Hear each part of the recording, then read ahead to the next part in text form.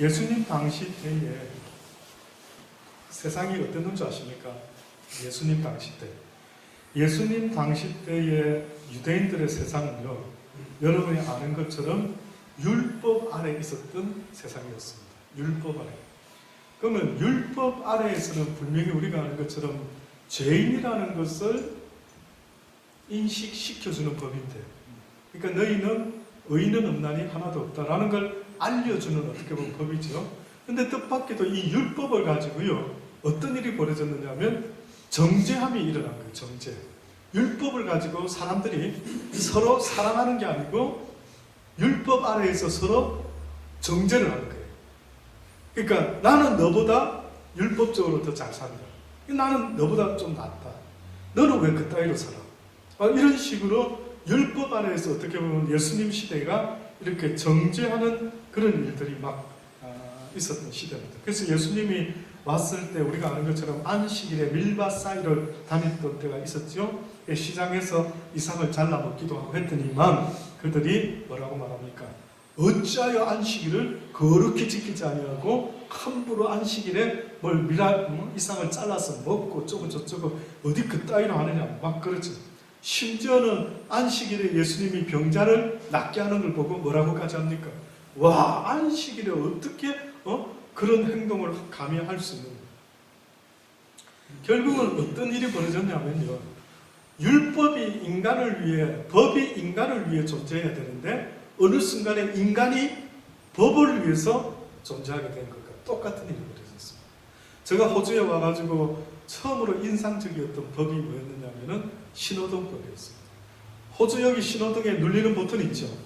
저는 그걸 몰라가 물어봤어요. 이거 뭡니까 처음에? 그러니까 사람 없을 때는 차만 다니다가 사람이 있으면 눌려서 사람이 걷는다는 거예요. 와, 왜 우리 한국에는 이게 없지? 너무 굿 아이디어인 거예요.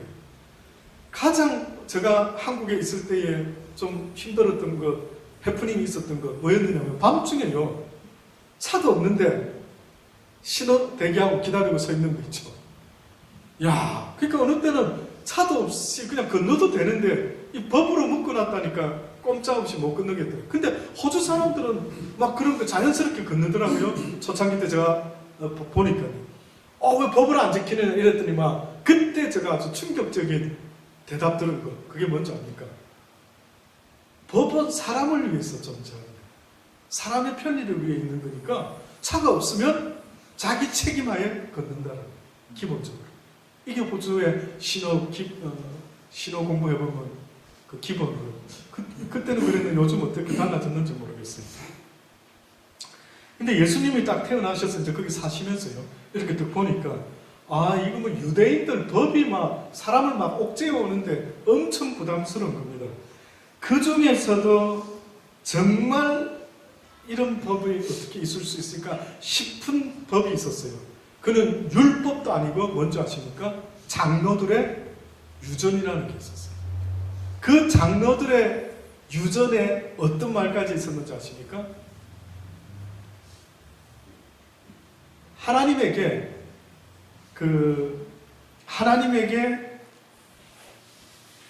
고르반 들어보셨습니까? 고르반. 하나님에게 고르반을 이렇게 드리면은 부모에게 그 이후로부터 평생 효도니 뭐니 안 해도 된다. 이게 아주 대표적인 장로의 유전이 있었습니다. 그게 마가복음 7장 9절로 붙어 있습니다. 한번 잠깐 읽어 드려볼게요. 가라사대 너희 유전을 지키려고 하나님의 계명을 잘 저버리는구나.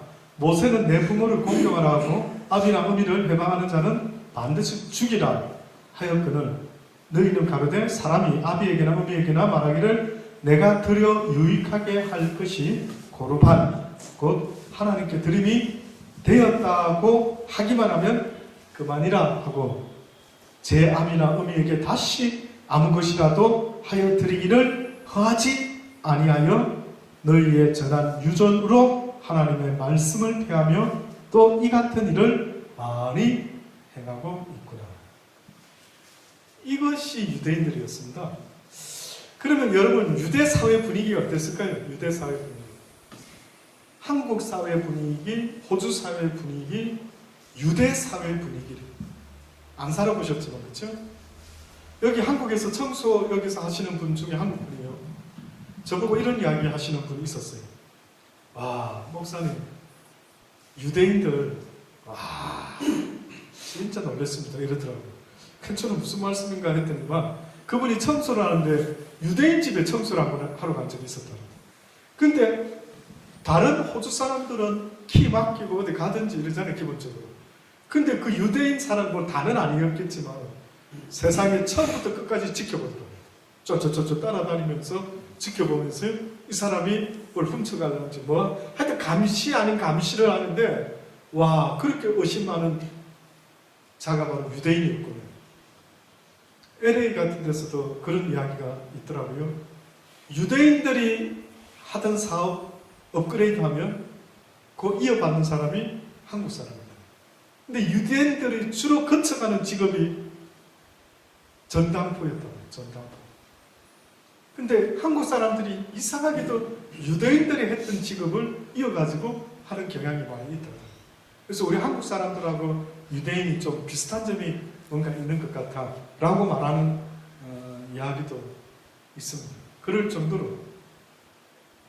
근데 이 유대인들이요, 율법과 장로의 유전 지켰는데, 심지어는 하나님의 말씀보다는 뭘 더 우선으로 했냐면 그 장로들의 유전을 더 우선순위에 둔 거예요. 그러니까 유전이라 하면은 이런 겁니다. 성경 말씀을 갖다가 적용을 시켜가지고 막 이런 뜻 아니겠는가 하고 자기들이 생활의 규범을 만들어냈는데, 이게 쉽게 말해서 유전이다. 장로들의 유전. 근데 이게 얼마나 뻑셌으면은 많은 사람들이 그 유전을 의식해가지고요 생활을 하다 보니까 예수님이 봤을 때는 어마어마한 위선자들이 다 되는 거예요. 그래서 이제 이런 일들이 생겼습니다. 자, 이러한 이들에게 예수님께서 팔복을 이야기하신 거죠. 근데 그 당시 때 유대인들만 모여서 살았다라고 하면 문제가 또 다른데, 아시는 것처럼 누구랑 같이 살았습니까? 유대인이 어느 나라의 속국이었죠? 로마와 헬라인들이고 다 이래서 그 유럽인들이 섞여가지고 있었죠. 근데 헬라 사람과 그 당시 때 로마 사람들의 풍습을 좀 들은 적이 있으십니까? 혹시? 유대인들의 유전은 지금 좀 듣고 있죠, 우리가 성경을 통해서.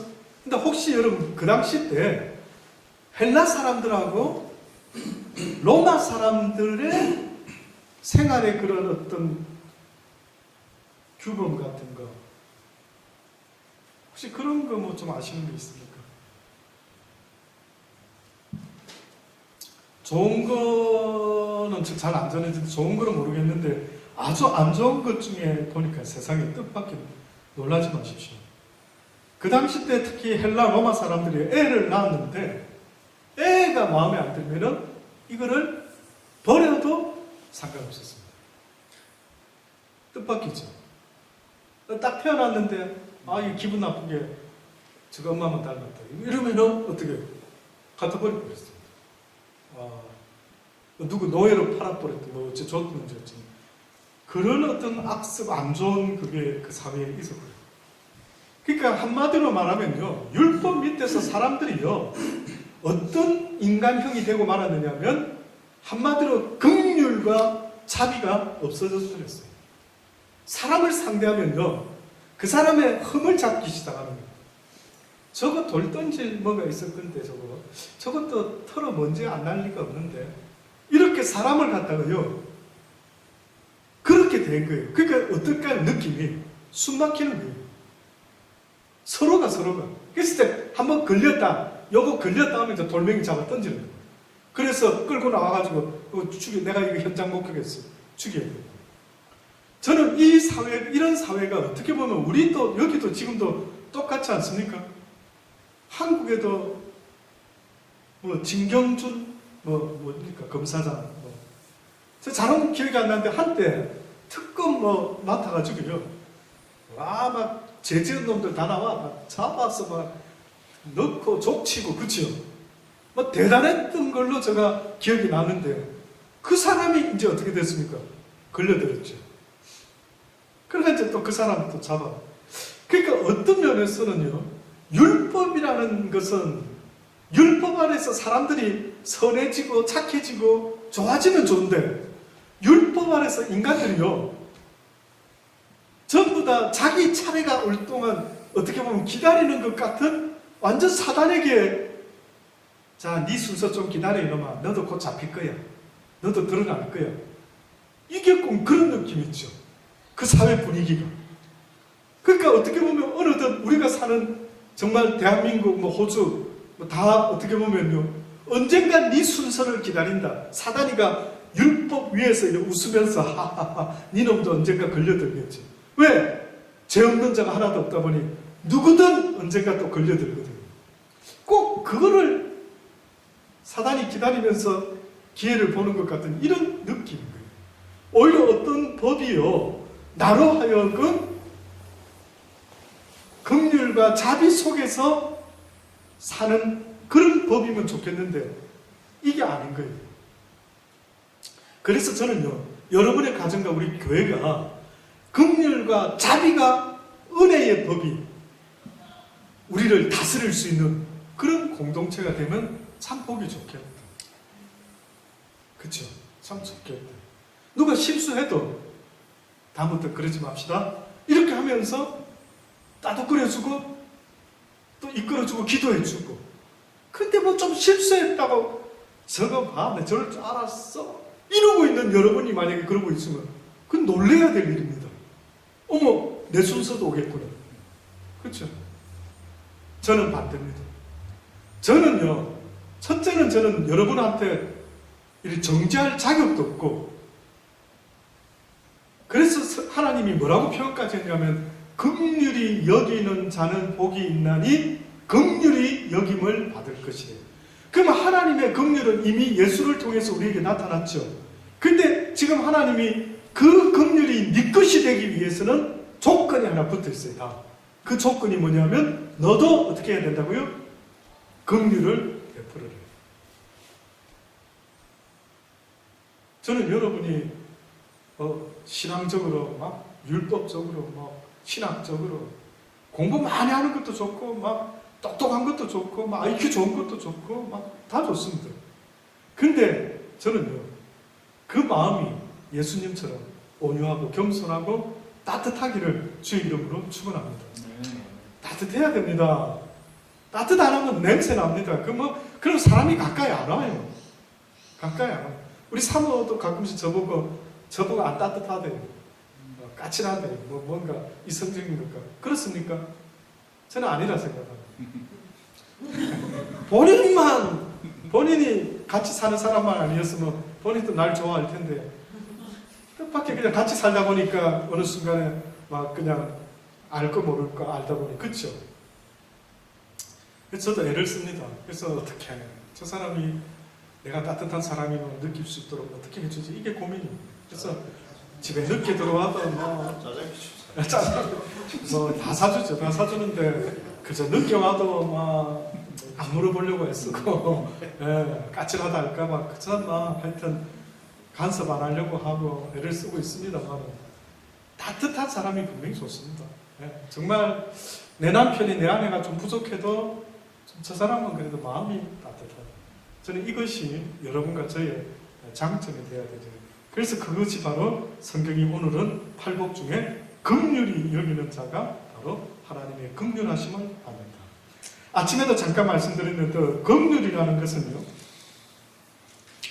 이런 뜻이 있습니다. 긍휼은 흘러 넘치는 사랑을 주체하지 못하는 하나님께서 한없이 약하고 약한 사람들을 대할 때 보여주시는 태도. 이것이 여러 정의가 있는 것 중에 제가 봤을 때 가장 긍휼이라고 하는 이것에 합당한 표현이다라고 봅니다. 긍휼의 대표적인 이야기 하나, 예화가 있습니다. 토마스 모아라고 하는 어떤 경이 남긴 그 예화인데, 그 16세기 그 누군가 옆에서 썼던 것 같아요. 그 사람이 이 이야기를 쓴 것 같습니다. 16세기 영국의 토마스 모어라는 이런 어떤 경이 있었답니다. 대법관이었던 모양입니다. 근데 당시 영국 왕이었던 헨리 8세에게 직언을 하다가요, 정말 그러면 안 돼요 하고 직언을 하다가 동료들에게 이렇게 중상요락을 당하고 누가 어떻게 했는지 사형을 당하게 됩니다. 그래서 사형 선고를 받고 이제 재판정에 서게 되는데, 사형을 언도를 하는 재판관에게 그가 나누었던 대화가 전해지는 겁니다. 그 모경이 재판관을 보고 이렇게 말을 했답니다. 재판관이요, 오늘만은 내가 당신을 친구라고 부르게 해줄 수 있겠습니까? 이렇게 이야기를 했답니다. 친구요. 그러면서 친구요, 당신과 나와의 관계는 바울과 스데반의 관계처럼 되기 원합니다. 바울은 스데반을 미워하여 돌로 쳐 죽인 사람인데, 그러나 나중에 바울이 예수를 믿고 나서 지금 하나님 나라에서 스데반과 가장 가까운 친구로 손잡고 살고 있습니다. 당신이 지금 나에게 이 사형을 언도하고 있지만은 당신도 언젠가 예수를 믿고 나중에 저 하늘에서 나와 함께 손잡고 영원토록 기뻐하고 행복하게 사는 친구가 되기를 바랍니다. 그랬답니다. 그랬더니만 이 재판관이 듣고요, 충격을 받아가지고, 나는 당신에게 지금 사형을 언도하는데 당신은 어찌해서 이렇게 선한 말을 지금 나한테 합니까? 라고 물었더니 이 토마스 경이 이렇게 말합니다. 내가 이렇게 지금 말할 수 있는 것은 예수님이 나에게 먼저 긍휼을 베푸셨기 때문에 그렇습니다. 이것이 유명한 말이 된 것이죠. 그러니까 주님도 우리를 위하여 긍휼을 베푸시고 우리를 위하여 십자가에 달려 죽어주신 이 사실을 기억한다면 우리도 나를 해코지게 하는 그 누가 있을지라도 내 마음에 긍휼의 마음을 가질 수 있어야 된다라는 하나의 본이 되죠. 내가 율법 아래 산다라고 하는 증거는요, 앞으로 이제 영원토록 한번 기억해 보십시오. 내가 지금 율법 아래, 목사님, 나는 살고 있는 것 같아요. 대한민국 법 아래 사는 것 같아요. 은혜의 법 아래 사는 것 같아요. 라고 할 때 율법 아래에서 사는 자의 어떠한 특징을 이야기하라면 뭘까요? 대표적인 특징.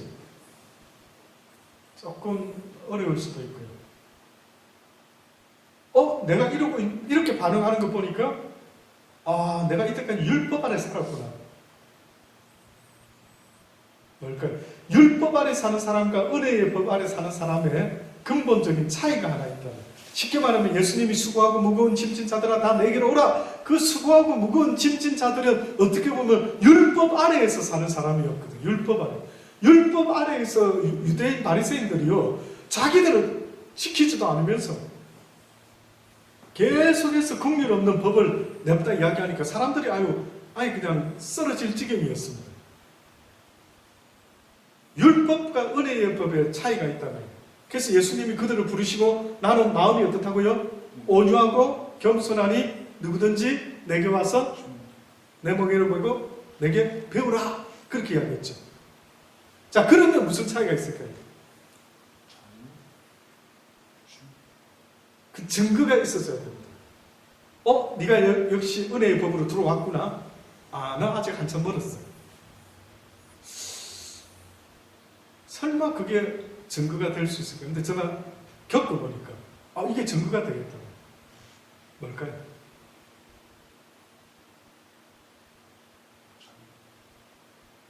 자유 비슷하죠. 비슷할 수 있습니다. 그러니까 율법에서는 한마디로 말하면 유대인들은요, 그 예수님도 어떻게 했습니까? 잡아 죽이려고 했죠. 예수님도 잡아 죽이려고 했습니다. 한번 제가 방금 우리 읽었던 본문의 말씀이요, 내가 긍휼을 원하고 제사를 원치 아니하노라 하신 뜻이 무엇인지 배우라, 이렇게 얘기했어요. 그럼 예수님이 뜻밖에도 제사보다도 더 중요한 게 뭐라고요? 긍휼입니다. 하나님 앞에 제사 드리는, 예배 드리는 것보다 더 중요한 게 뭐라고요? 긍휼이다, 이렇게 이야기를 했습니다. 도대체 로마서, 결론적으로 요것만 말씀 보고 마치겠습니다. 로마서 11장 25절이요.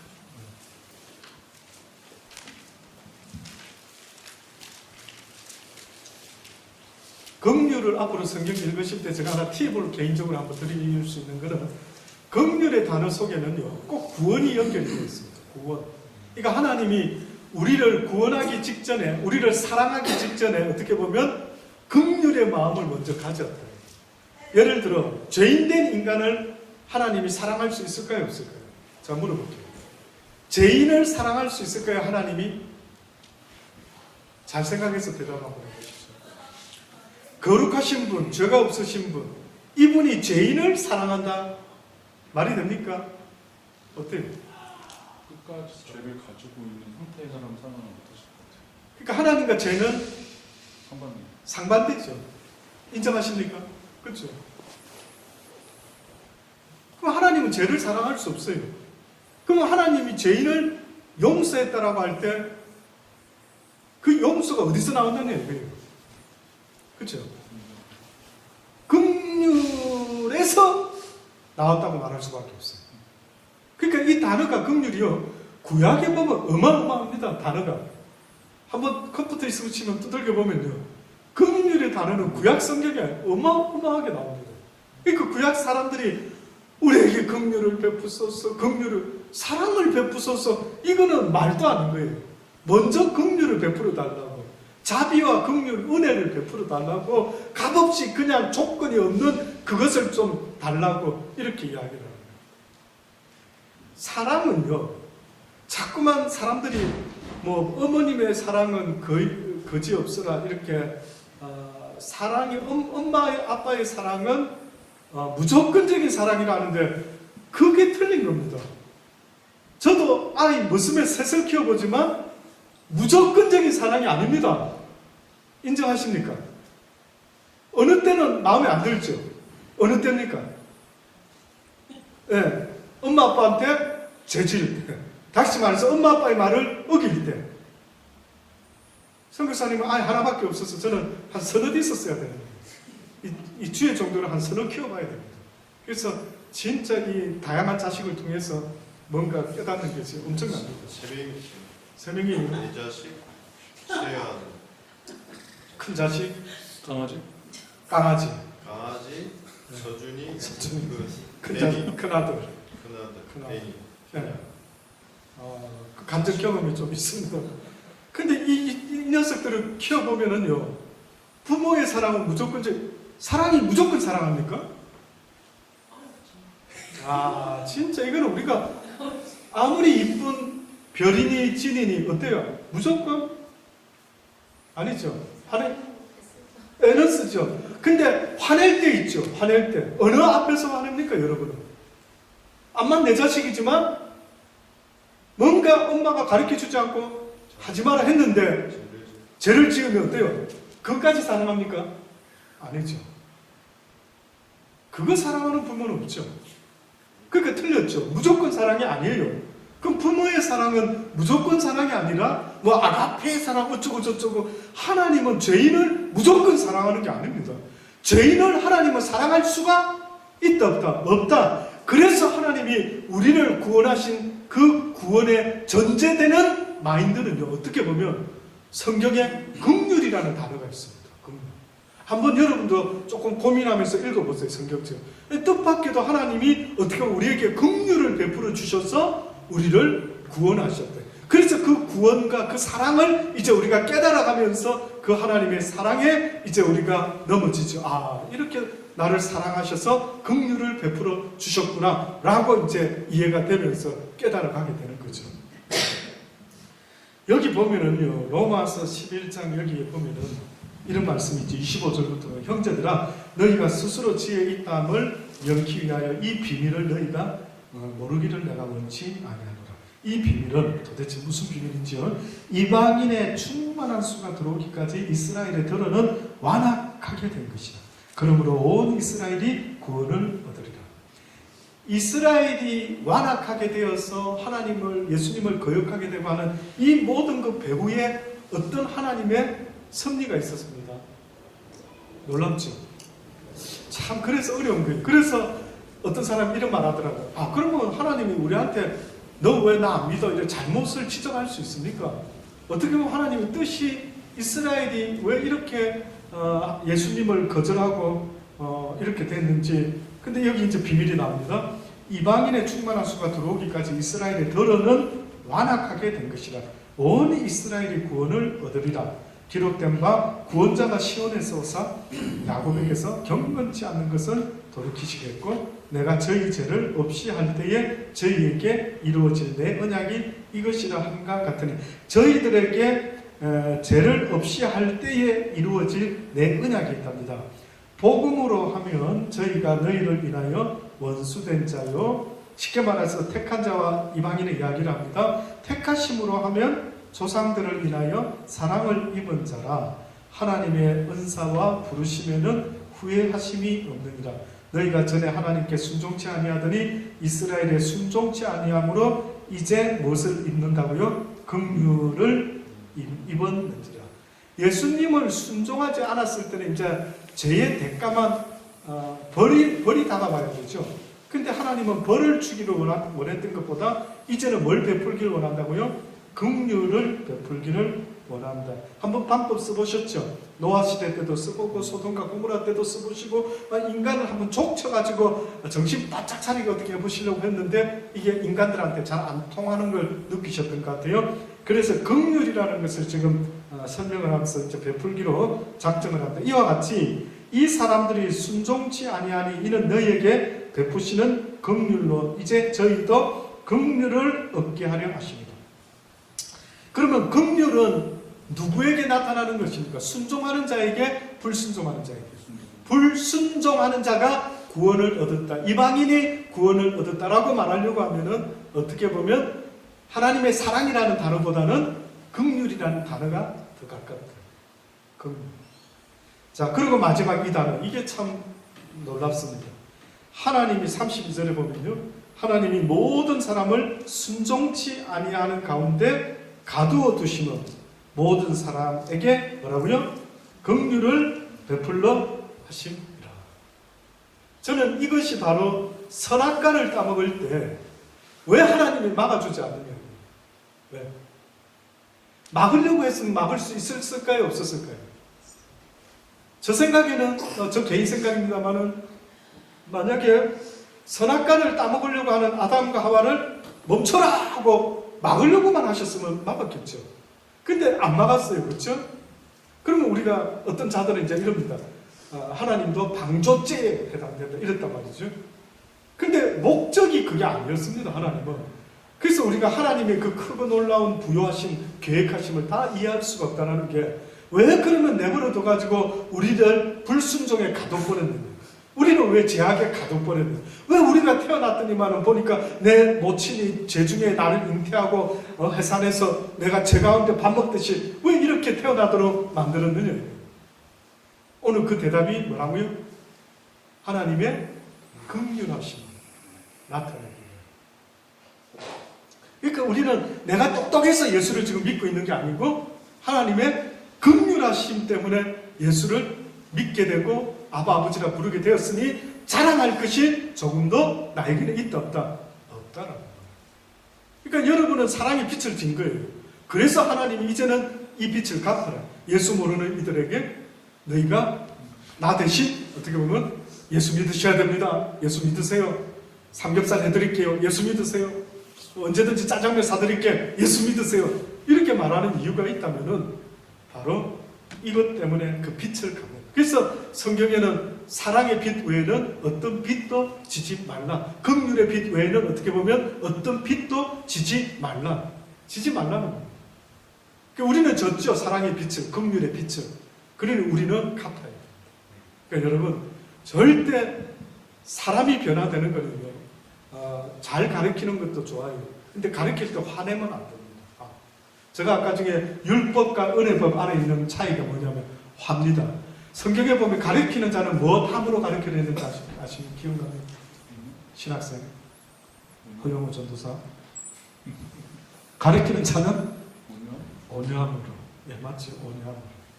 화내지 말아요. 그러니까 그 뜻은 가르칠 때에 학생들 가운데 뺐다간 애들이 있죠. 그러니까 그들을 막 일일이 막 어이 멍청이 같은 게 이게 말기도 못 알아듣고 막 이렇게 막 화내지 말고 온유함으로 또 알아들을 때까지. 우리 정재가요 유치원에 한국 유치원 외국 유치원에 보낸 적이 있습니다. 처음에 한국 유치원 보냈는데 몇 번 가더니만 별이 나 있대 안 간다는 거예요. 그래서 어머 얘가 왜 유치원을 안 가려고 그래? 그 유치원 앞만 스트라에 있는 유치원이었거든요. 그 앞만 지나가면 안 가는 거예요. 무서워요. 놀랐어요. 이 아이가 무슨 일이 있었던 거지 유치원에서.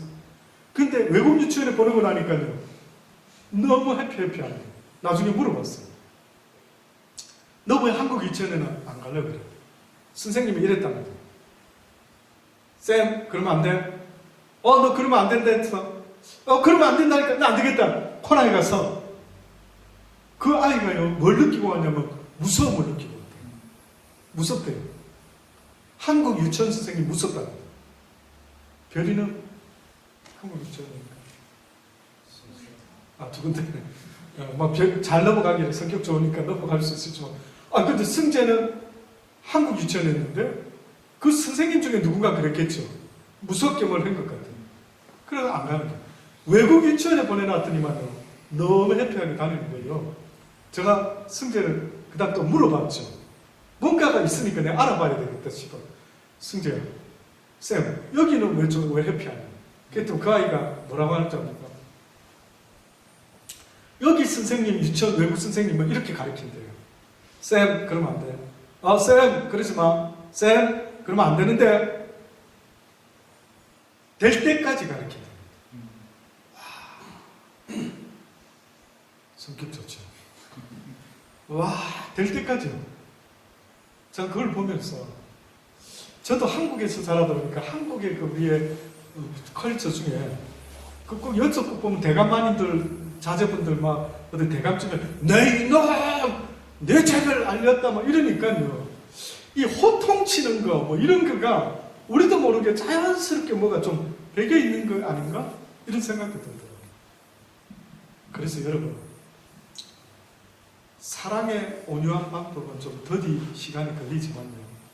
사람을 확실하게 바꿔놓을 수 있는 것은 온유함과 사랑, 따뜻함. 이거 외에는 사람을, 내 자식을 변화시킬 길이 없습니다. 저는 그랬어요. 그 진리를 깨닫고 나서는 우리 세 아들요.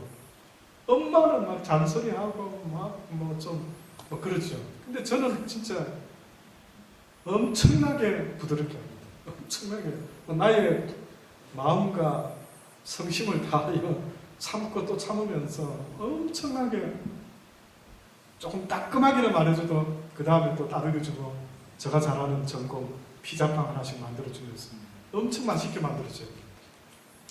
얘네들이요 아빠들 그거 하나씩 있으면 좋겠어요.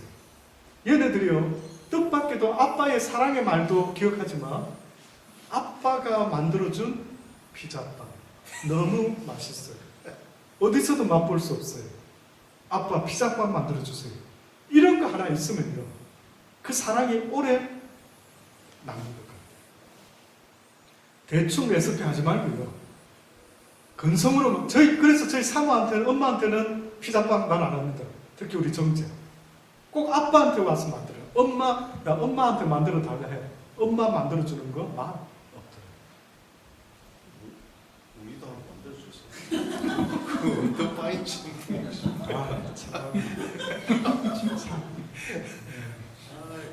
기회 나오면 근데 뭐큰 걸 꺼내는 것도 언제 기회 한번 봅시다. 연구를 해서 먼저 한번 좀 해봐봐요. 제가 시식해 드릴 수 있으니까. 그거 하나가 별거 아닌데 아이들에게요. 어떻게 이렇게 아빠는 맛있게 만들지? 이게 별거 아닌데 사랑이 계속 남아있는 거예요. 그래서 나이 먹어서도 우리 아빠가 만들어준 그 피자빵 이것이 기억나면서 사랑의 이런 구심점이 돼가지고요 계속 오고 갈 수 있는. 하다한 거 하지 마세요.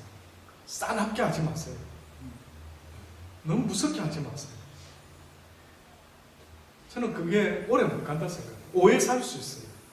제가 오죽했으면 옛날에 여러분 제가요 후기 인상파라고 할 정도로 전도사 때 교인들하고 인사 이렇게 하면은 저보고 늘 물어보는데 전도사님 뭐 기분 나쁜 일 있습니까? 이렇게 질문 받은 사람이 저밖에 또 있을까 전도사가? 고민이 된 거예요. 그 유머책을 사가지고 읽었다니까요.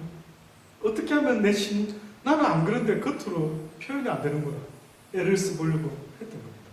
네, 여러분 자녀들이 있으신 분들은 꼭 안아주고 뭐 떡으로 막 먹는 걸로 냈다 애들 키우는 게 아니거든요. 그 사랑이 전달될 수 있게 그렇게 저는 여러분과 제가 그 긍휼의 마음, 그 사랑의 마음 잊지 않게 되기를 간절히 바랍니다. 한번 기도하십시다. 예, 하나님 그렇습니다. 주님의 마음은 온유하고 겸손하다 하셨는데 혹시 우리의 마음은 아직도 율법 아래에서 싸납고 정죄하려고 하고 남을 판단하고 아버지 자비와 긍휼도 없이 사랑도 없이 그러지는 않습니까? 우리의 마음이 주님을 닮아갈 수 있기를 원합니다. 날마다 주의 말씀으로 우리가 그렇게 닮아갈 수 있도록 은혜 베풀어 주옵소서. 주신 말씀 붙잡고 우리 잠깐 기도하시겠습니다.